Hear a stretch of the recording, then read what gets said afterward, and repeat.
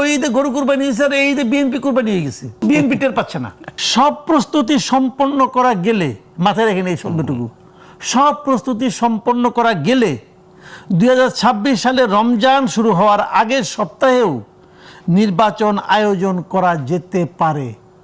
মানে সব প্রস্তুতি সম্পন্ন হইলে নির্বাচন হবে তা কিন্তু বলে নাই, হতে পারে, করা যেতে পারে। আবার তারপরে কথা আছে, সেক্ষেত্রে সেই সময়ের মধ্যে সংস্কার ও বিচার বিষয়ে পর্যাপ্ত অগ্রগতি অর্জন করা প্রয়োজন হবে। ইউনূস সাহেব যদি এই কাজগুলি করতে পারে তাহলে রমজানের আগের সপ্তাহেও হতে পারে।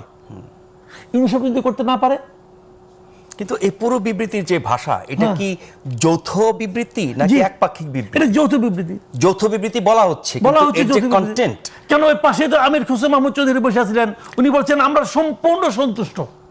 হ্যাঁ, এই বিবৃতি পাঠ করা, ওই বিবৃতি ওনারা পড়ে ওটাতে একমত হয়েছেন। হ্যাঁ, যৌথ বলতেছে, আমি যৌথ বিবৃতি পড়তেছি, পড়ার পর আমির হোসেন মাহমুদকে জিজ্ঞেস করতে আপনারা সন্তুষ্ট কিনা, ওইকে আমরা সম্পূর্ণ সন্তুষ্ট। বিবৃতির ভাষা তো মনে হচ্ছে যে এক পক্ষের বক্তব্য। এইটাই তো আমি বলতেছি, এই জন্য আমি বলতেছি রে ভাই, এই জিনিসটা খলিলুর রহমানের মাথা থেকে বাড়িছে এবং খলিলুর রহমানকে নেওয়া হয়েছে। এই কারণে হলে তো এরকম বলা হতো, আমরা আমরা আমরা এই করেছি, আমরা এই করব, আমরা এতে একমত হয়েছি, বা বৈঠকে একমত হওয়া। এটা আমি বিবৃতি প্রথম আলো থেকে পড়ে শুনলাম। না না, এটাই গত কয়েকদিন শুনতে। তাহলে এখন আমার কথা হলো, এইটা শোনার পর বিএনপি মনে হচ্ছে যে ঈদের পরে আরেক ঈদ, যারা একই সঙ্গে এক সপ্তাহের 2 ঈদ পেয়ে গেছে, কোরবানির ঈদ আর এই ঈদ। সেই ওই ঈদে গরু কুরবানি হয়েছে, আমি তো বলি ওই ঈদে গরু কুরবানি হয়েছে আর এই ঈদে বিএনপি কুরবানি হয়ে গেছে, বিএনপি টের পাচ্ছে না।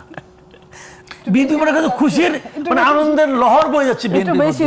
নির্বাচন পাই গেছি, পাইছে নির্বাচন পায় নাই বিএনপি নির্বাচন। আমি একটা কথা বলি, দেখেন আমি আগে থেকে বলতেছিলাম যে এই সরকারের সবচেয়ে বড় সুবিধা হলো শুরু থেকে এই সরকার বিএনপির মতো একটা দলের সাপোর্ট পেয়েছে। তারপরে আমি এই মন্তব্যটা অনেক জায়গায় করেছি, এই জিনিসটা সরকারও বুঝে না, বিএনপিও বুঝে না।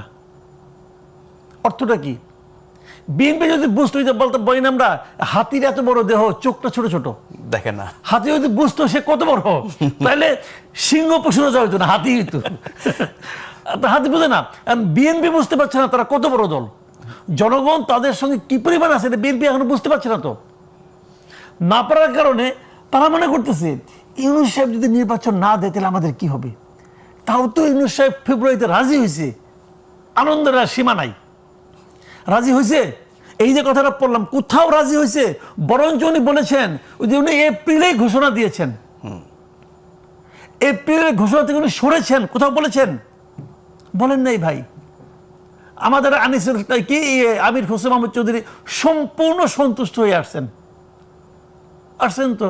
এটা শোনার পর সবাই লাফাচ্ছে আনন্দে, গণতন্ত্র জয় হয়ে গেছে, হইলে ভালো, আমি কিন্তু না করতেছি না। আমার সমস্যা হয়েছে কি, আমি তো একটু সন্দেহপ্রবণ লোক ভাই, আমার কাজই এটা, আমি সন্দেহ করব।